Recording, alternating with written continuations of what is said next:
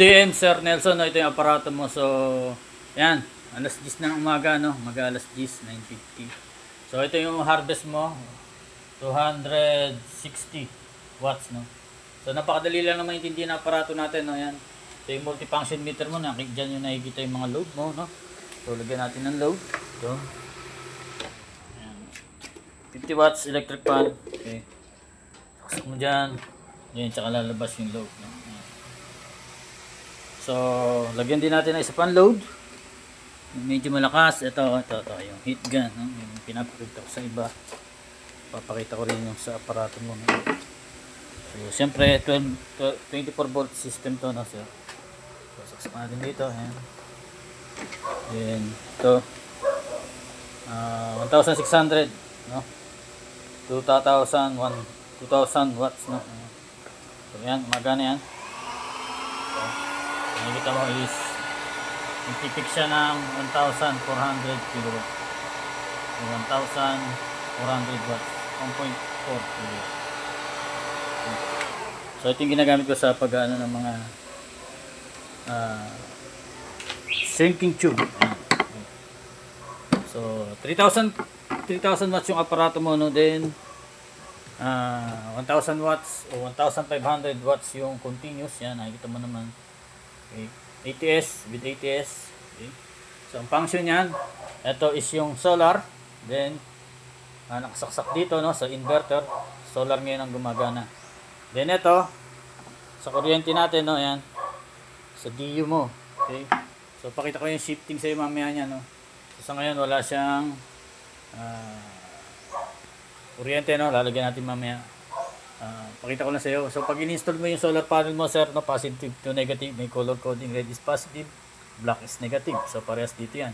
So dalawa breaker mo, pwede mong i-separate kada isang solar panel. So kaya nakikita mo yan, ang voltage ng PV mo is 34 to 35, then yung wattage na nakukuha niya is 290 watts. Okay. So minsan kapag nag-i-install tayo dito, minsan walang lumalabas na wattage. Kailangan meron lumalabas, yan yung W, no. So kapag walang lumalabas, meaning maaaring baliktad yung polarity mo. So although baliktad, wala namang epekto yun sa MPPT natin dahil merong polarity protection to, no. So pag baliktarin mo lang, no, i-reverse mo yung wire, pag baliktarin mo, at pag meron, no, so good na yon. Pero pag wala pa rin, so kailangan mo ng tester. Tingnan mo kung may voltage dito, no. Then kapag wala, tingnan mo sa taas, baka hindi masyadong nakasalpak yung MC4 mo. So need na merong voltage na lumalabas dito, at least 30 to 40 volts para ma-read ni MPPT. So ganoon lang yung mismong mga trouble minsan ng mga client ko sa pag-install, no. Then syempre unahin mo muna yung battery. Okay? Unahin mo yung battery kabit. So alam mo na rin yan. So kung 24 volts yung battery mo, hindi mo kailangan gamitin yung jumper dahil dalawang terminal lang yun nandun. So ito kasi dalawa akong 100, dalawang 12 volts, so kailangan ko pa ng jumper. So sa'yo, wala. Diretso na yun. So positive to negative, parehas, may color coding. Then itong wire, so red is positive, black is negative. So yung maliit sa inverter, no? So vice versa, pwede mong baliktarin. Kung gusto mo yung maliit dito sa battery or yung malaki dito sa inverter, so walang problema yon. Okay, so yan ang LVD mo, ang cutoff is 23 yan. So set natin 23. Okay. So pero depende sa BMS mo, no, kung mas maaga siyang nagka-cut. Okay. So ang sineset ko kasi dito is ayan, mabilis na pindot lang sa left. Gagawin nating 23.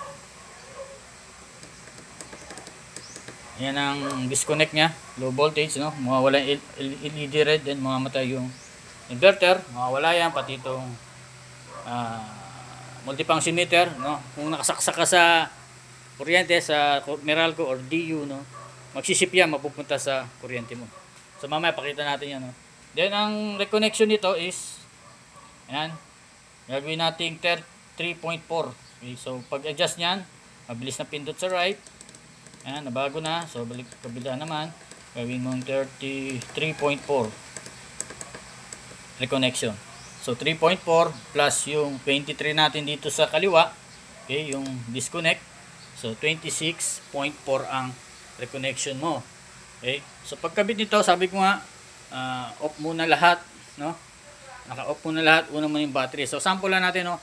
So off natin, pag off mo, so gumana na yung aparato mo, off mo, unahin mo mga solar panel, no? Yan. Okay, mabawasan. Then isa, ayan, 0 na. So kada isang breaker mo yan, mayroong magre-result na ganyan, no? Then tataas pa ulit pag dalawa na, so ganun yan. Separate tayo. Okay, so pag papatayin mo na una nga yung solar panel, then yung inverter. So high side, 220 volts. So pinatay natin, then yung battery sa huli. Okay? So kapag on mo naman, una yung battery. Okay? So arating sa aparato mo, yan. Then kakabit mo na yung battery, no? Una battery, positive to negative, color coding, red is positive, black is negative. So yan, ganun yan. So diretso yan, magkasanib na tong battery cable natin dito, dalawang pula, then dalawang itim. So ganun lang yan, no, sir? So pagkakabit mo yan, solar panel naman, positive to negative. Save procedure, no, yan, may color coding. So napakadali lang, no, sir. Then okay na, good na. Na-secure nyo na yung tornilyo at medyo mahigpit na. Okay? So power mo yung battery, no, yung breaker ng battery para sa MPPT. Okay? So mag-initialize yan. Makita mo, 00. Okay, 00, makikita mo naman mga display lang yan, is napakasimple, no? 00 PB voltage, PB wattage, no, yung harvest. So sa ngayon wala, dahil naka-off pa yung solar panel natin. Pindutin mo tong isa, itong down. So error code yan. Sabihin 18, walang solar panel na detect.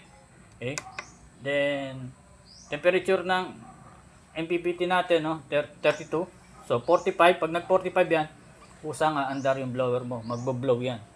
Okay, then makapabayin yung sarili niya hanggang sa umabot ulit ng 30, 35 or 40 something, no.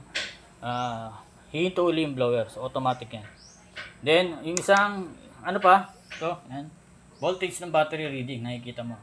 So battery reading, voltage 26. Then ampere is 0 dahil walang harvest pa nga. So itong ampere ay nagbabase dun sa wattage mo, no. So halimbawa is 250 o 260. Divide mo sa 26 is 10. So lalabas dito is 10 ampere. So ganoon lang yan. So apat lang yan, okay? So nakaset na tayo dito, wala ka nang baguhin dito sa program, no. So naka LO8 LiPo4 24 volts yan. Then ito calibration, no, kung sakaling hindi calibrate yung battery mo, pwede mo battery reading dito, pwede mo i-adjust. I-enter mo lang mga yan, ay magbi-blink, adjust mo, no. So pwede na yan, ganun lang yan. So meron din naman tayo mag-chat or video call na, sir, walang problema. Okay. So balik mo lang ulit, yan, program, balik ulit sa display. So power up na natin, power charging, no? Yan. So meron ng reading, then pangalawa, yan. So yan, nag 255 watts. Okay. So dito naman tayo sa high side, sir, no? So power natin yung battery ng inverter. So kasama na dyan yung, yan, nag-on na siya, automatic. Ibig sabihin ay mataas na yung voltahe mo, umabot na ng 26.4, no? Kaya nag-reconnect na kagad yung LED red, may power ka na.